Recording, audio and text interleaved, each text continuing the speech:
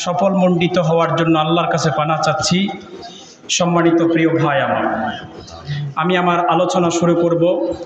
তার আগে রাসূল করিম সাল্লাল্লাহু আলাইহি ওয়াসাল্লামের উপরে লক্ষ কোটি দরুদ ও সালাম প্রেরণ করি, যিনি সরওয়ারে দু আলম, যিনি হাবিবে কিবরিয়া, যিনি নবী মুহাম্মদুর রাসূলুল্লাহ সাল্লাল্লাহু আলাইহি ওয়াসাল্লাম।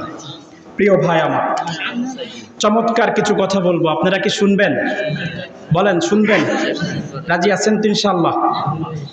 বিষয় হচ্ছে হযরত মুআজ ইবনে জাবাল রাদিয়াল্লাহু তাআলা হাবিবে কিবরিয়ার উম্মতদেরকে 10টি উপদেশ দেওয়ার জন্য আজ থেকে 1450 বছর আগে আল্লাহ তাআলা তার হাবিবে কিবরিয়ার মাধ্যমে সেই 10টি ওসিয়ত করেছেন উপদেশ দেওয়ার জন্য। প্রিয় ভাই আমার, আমরা একটু সামনে আগাই, আমরা একটু সামনে আগাই, একটু সামনে আগাই। বাবা, জান্নাতের মজলিসে আপনি যতক্ষণ থাকবেন, আমি তো আপনার এলাকার ভাই, আমি তো আপনার এলাকার ভাতিজা। আপনি যদি চলে যান, আমি কাকে শোনাবো বলেন?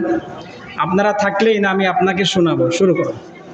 প্রিয় ভাই আমার, আল্লাহ তাআলা